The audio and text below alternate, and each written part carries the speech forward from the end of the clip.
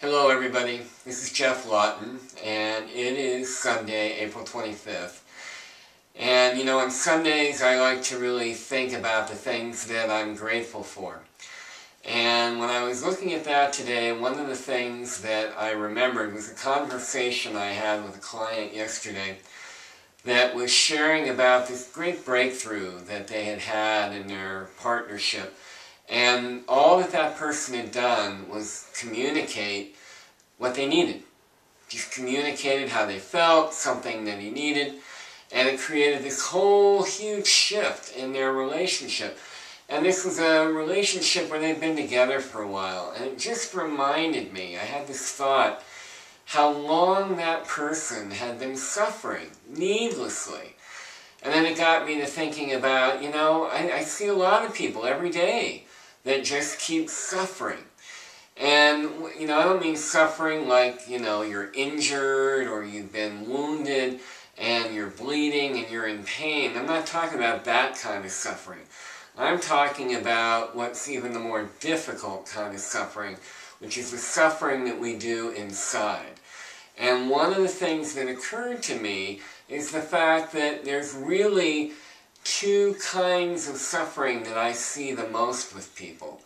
One is what they tolerate, what they settle for. There's just tons of people that are settling for the job that doesn't really light them up, for the career that they feel trapped in and they can't seem to think there's any way out of. I see people suffering with working hard and actually really making a lot of effort to create the kind of life they want, and they just don't seem to get the results they want, but they keep trying the same thing, and they keep getting the same result, and wondering, how come I'm not getting the result I want? And it reminded me, when I was thinking about these things, about something that one of my teachers taught me years ago, which is suffering's optional. So when I was thinking about that yesterday and today, and looking at my own life, where I had spent 10 years in a corporate career, where I was suffering all the time. I was one of those people that was getting up, working hard, doing everything I needed to do to support my family, but I wasn't engaged. I actually dreaded getting up in the morning. And then when I got home from work, I had this great family who loved me, that was always happy to see me when I got home from work, and I couldn't engage. I'd say hello, I'd connect a teeny little bit, and then I'd sit down and watch TV until I fell asleep. That was my life, more often than not, for 10 years. So I was suffering, and I actually kind of knew something was not really right there.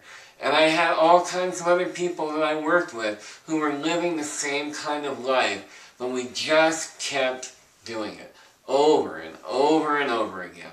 And I can't tell you how many people I see day to day, in my personal life and in my work with people, that are living that kind of life where they're just getting through. And it doesn't have to be that way. And it breaks my heart to watch people settling for that kind of life, particularly when it's not necessary, when there are other options. But what keeps us in that?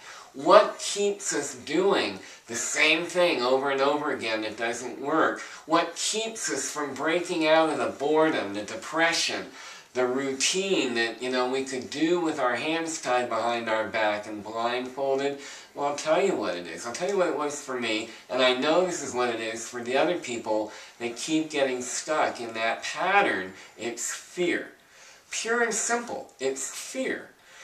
Now, not all of us are aware that we're that afraid, because fear can kind of take one of two forms.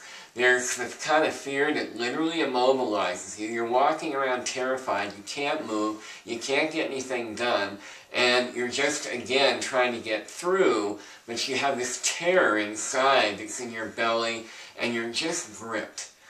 Then there are people that we can say are just apprehensive. They can function, they can do what they need to do, but they're not alive. There's no spark in their eyes. There's no real passion.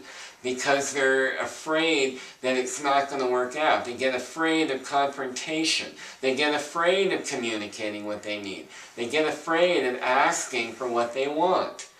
So they're acting like they have all the power that they could possibly want, but they're not really living full out because they have this other kind of fear that grips them in a different way that keeps them from going ahead and claiming the life that they really have.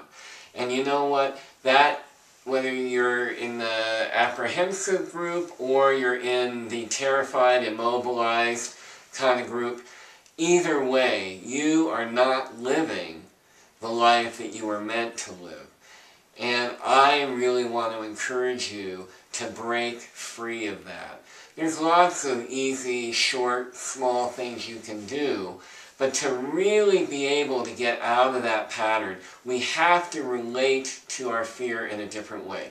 We have to create a relationship with our fear that turns it into an agent of empowerment rather than an agent of immobility and going nowhere fast. So to be able to do that, to create that different empowering relationship with fear, it takes a very specific set of steps to be able to do that.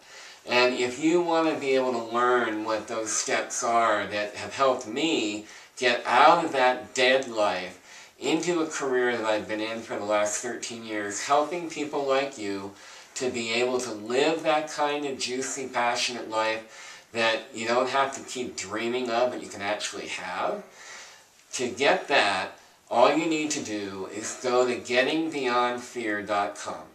Again, gettingbeyondfear.com. Don't wait. We don't really have the time to be waiting. You don't have the time to keep suffering. How much longer are you willing to tolerate it? If you feel like you're done, if you can feel that call inside to live full out, then go to gettingbeyondfear.com and go ahead and love somebody.